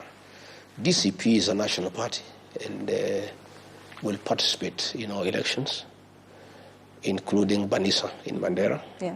All that talk you saw in Mandera was trying to discredit me and DCP in Banisa because our candidate, Adan Mohammed, is a leading candidate. And the people of Banisa want to elect a DCP candidate because they want somebody who can speak for them. Because UDA people are praise and worship choir members of William Ruto. And we have a candidate in Bere North. We'll have a candidate in Magarini. We'll have a candidate in Malava. We have several wards across the country. We have a constituency in Wuja, in Siaya. We are going to have candidates in all those elections, and we are going to put up a hard fight. Yeah. President Ruto has pushed back on your campaign, your one-term campaign, saying your only interest is to remove him from office and that you're not offering an alternative. Of course, he's on record as saying, okay, so one term, then what? Do you think he raises a valid point about you actually offering an alternative beyond the slogan, one term? Vaughn, did you expect William Ruto to give us a hug for wanting to remove him from office? Of course, he can't give us a hug. He knows one term is lethal. And he's complaining about slogan gearing. He's calling it slogans. Mm-hmm. His people are trying slogans of 2 term. What we are saying is, Yvonne, if you go to hospital and you are feeling unwell, the doctor must do some diagnosis and decide what is the problem. And if they find you have a bacterial infection, and that bacteria has caused so many other problems, the doctor first fights with the bacteria so that you can deal with the other resultant issues. What we are saying, and we are very clear in our mind, is that where we are as a country, for abductions and extrajudicial killings to come to an end, William Ruto must leave office. For us to stop corruption and theft of public resources, William Ruto must leave office. We are saying for us to restore our economy and create a good environment for business, William Ruto must go home. We are saying for us to bring an end to state capture, William Ruto should not be in office. For us to restore the health system and do away with this shared nonsense, he must be out of office. We are saying for us to restore our education system, bring back free primary education, make sure there is capitation, William Ruto must leave office. That is where the one-term thing comes from. That before we can even make the changes that we desire, the first thing is for him to exit. And that is why he's complaining and asking us for an alternative. We have very many alternatives. We have a very good program for healthcare, that we need to reform the NHIF the way it was and make sure that people have healthcare. We have a very good program to encourage agriculture, including in northern Kenya, in terms of irrigation. Yeah, we've got a very, very good program on how to create a conducive business environment for people to trade. We have got very good ideas on how to deal with the public debt. We have all those very good ideas, and they'll be coming up in our manifesto. But we are saying for all those things to happen, yeah, Ruto must leave the scene, and it is not our business to make him happy. By the way, we are not in the business of making him comfortable. We shouldn't do what he wants. Why does he want to set the agenda for us? And he is asking us to give us our plan. We are not going to give him. Yeah, and by the way, we had a good plan. We just need to improve it. If the plan we had, the one he had given us, was implemented, we will be in a good place. There are very many good plans, but they require implementation. But it's not for him to set agenda for us. It's not him to tell us what is our plan. It is not him to tell us what is our agenda. He has his agenda of stealing public funds. He has agenda of abducting children and killing them. Let him continue with what he's doing, as we have our own plan, and we'll implement it at the right time. But for us to achieve all those things, we must mobilize the people of Kenya to send him home. Mr. Gachagua, as we wind up our conversation here, what do you say to Kenyans, some on social media even tonight, who in response to this interview that we've had, say that you are merely a bitter person whose only interest is to exercise revenge from a man who you say has punished you, that everything you're doing, including the movement that you've just spoken about, is not necessarily about the country, but it's about you getting your pound of flesh against your impeachment, against the president with whom you have now fallen out with, that this is just about revenge between two men. Wow. And is not the interests of the country and Kenyans at heart. I don't think stopping abductions is a revenge. I think it's the right thing. I don't think saying there should be no extrajudicial killings is a revenge. I think it's humanity. I don't think stopping corruption is revenge. I think it's morality. I don't think stopping capturing of independent institutions is revenge. I think it's good governance. I am not interested in any revenge. I am interested in good governance. I'm interested in having a country that is working. I'm interested in having a happy population. I'm interested in having people going to hospital and getting drugs. I'm interested in having a country where children can access education. I don't think those things are anything to do with revenge. All I am saying is that for us that to happen, this man needs to exit. It's not revenge, it's necessity. It's necessity. It has nothing to do with revenge. I'm not a vengeful person, and I'm not interested. And I have nothing against William Ruto as a person. But I have a big problem with killing children. I have a big problem with corruption. I have a big problem with theft of public funds. Like now they want to buy Kenya Pipeline. You know, Yvonne, surely, this pipeline is worth 600 billion. They want to buy it for 100 billion. And that is Ruto and his people. You know? I mean, these are things that we cannot accept. How do you call that revenge? We are simply patriots, people who must stand out for the people of Kenya. Here in Rongai, Yvonne, the community gave 158 acres of land to the PCA church many years back to hold in trust for community, for public amenities. The PCA church have been doing it. William Ruto has gone there and without any public participation, without talking to the church, hived 40 acres to put up 2,000 units affordable housing. And it's not even affordable housing, they are commercial houses by private developers. We cannot accept that. His own family, they have gone there. They want to put up a private stadium, one of his sons. We cannot accept that. How do you call that revenge? I am simply a courageous leader who is standing up for the people of Kenya. And not many people are courageous. Let me tell you, Yvonne, what I have undergone myself, the humiliation, the persecution, the brutal attacks by police and goons, not many people can stand it. You know, I'm a man of a kind, but I've decided to do it for my country. And not for my community, for my country. Because somebody must do it. Somebody must stand out and say, no, this is not acceptable. You know? And since now, Raila was compromised. Parliament has been captured. Senate has been captured. Some character somewhere must stand up and say, no, we must stand up for the people of Kenya. That is what I'm doing. A closing statement from you, Mr. Gachagua? Yeah? Your closing thoughts? I want to say, I have seen our sugar factories in Western Kenya, Nzoia, Mumias, Chemil. They have all been leased. People have been rendered redundancy, and the sugar industry has collapsed. Bomas of Kenya has been leased to some Asians, you know, and Bomas of Kenya is a cultural heritage. Now we are giving to Asians to run our own culture, you know. Everything is being leased, and when you ask William Ruto, he is saying, because of mismanagement, we must lease everything to people who can manage them properly for a profit. What I want to ask my brother William Ruto, if the solution to mismanagement is leasing, since you have mismanaged Kenya, please advertise for the leasing of Kenya for the next 2 years. We get some people to lease Kenya because you are saying that is a solution. And finally, let me say this, Yvonne, I want to thank you and the media for what you are doing for Kenya, and you must continue. I want to acknowledge our TikTokers. They have become a powerful tool of communication in this country. I saw the other day Kipchumba Murkomen threatening our TikTokers that they should not push what I say. The TikTokers don't push anything from anybody, they push content.